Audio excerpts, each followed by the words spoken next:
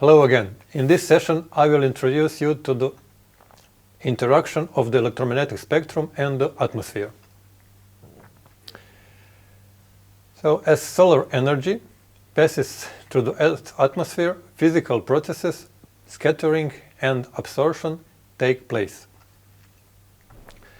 The electromagnetic spectrum is scattered after photons collide with particles in the atmosphere, such as water vapor, pollen, dust, gas and other molecules.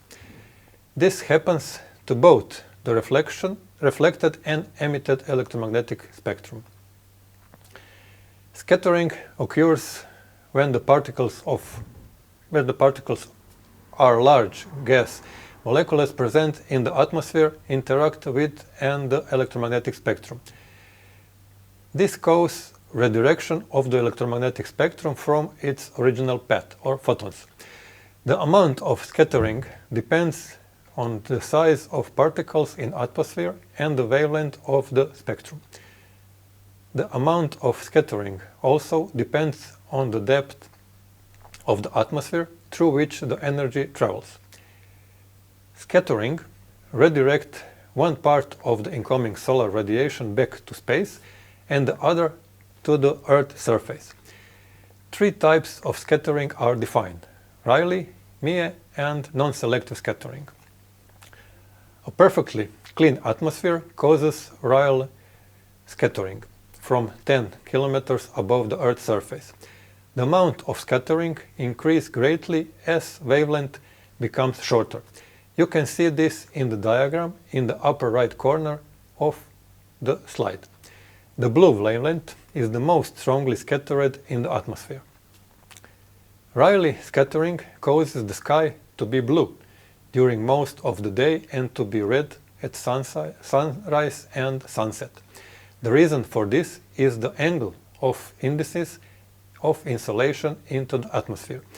That can be seen in the picture in the lower right corner of this slide.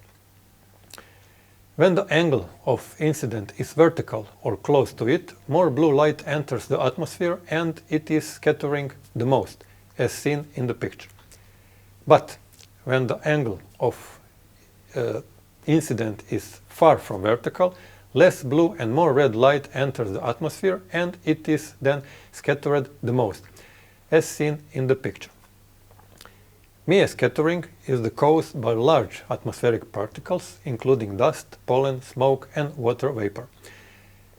Mie scattering depends on the wavelength and is greatest in the lower layers of the spectrum, of the atmosphere, from 0 to 5 kilometers from the Earth's surface, where is a higher concentration of larger particles.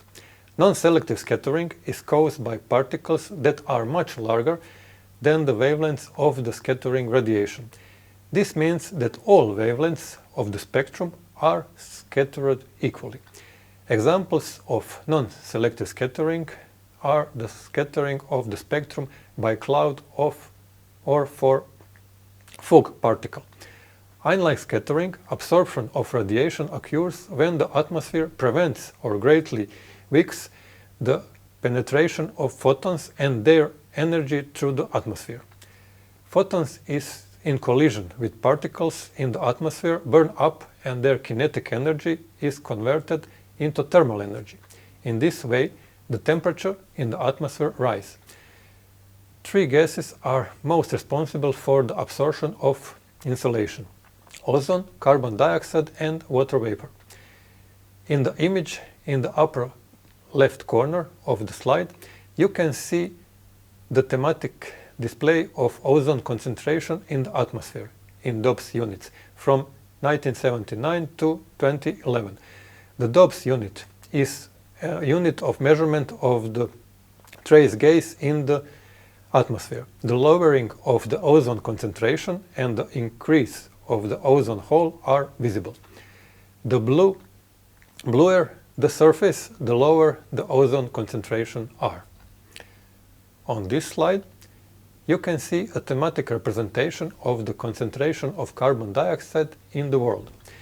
It is easy to see that the highest concentration are about the most developed regions and countries, Europe, United States, Japan, while the area smaller near the equator and the smallest in the south hemisphere. Let's recall now the representation of the amount of energy of the electromagnetic spectrum outside and inside the atmosphere. The area below the blue line on this slide indicates the amount of electromagnetic radiation outside the atmosphere. The area below the yellow line indicates the amount of electromagnetic radiation in the atmosphere.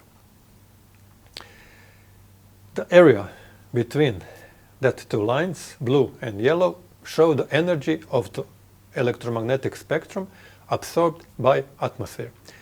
So, particles in the atmosphere absorb part of the electromagnetic spectrum radiation, heat the atmosphere, and in this way ensure life on Earth.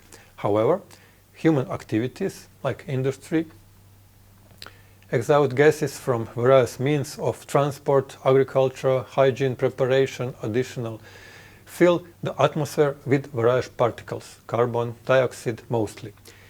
These particles additionally absorb photons, and it is the way that atmosphere is additionally heats and cause the so-called greenhouse effect. Atmospheric windows are a term that defines spectrum range that do not have problems with passing through the atmosphere. For wavelengths that are not absorbed by the atmosphere is open. That is, the atmospheric windows are open for them. On the contrary, for the wavelength that atmosphere absorb, the atmosphere is closed. That is, the atmospheric windows are closed for them. In the first row of the picture on this slide, the part of the energy of the electromagnetic spectrum for which the atmospheric windows are open is shown in black. On the x-axis are wavelength from 0.3 to 70 micrometers, and the amount of insolation energy is on the y-axis. In the second row of the image on the slide, the part of the energy of the electromagnetic spectrum for which the atmospheric windows are closed is shown in dark gray. That would be all for this presentation. Thank you for your attention and see you in the new presentation. Bye.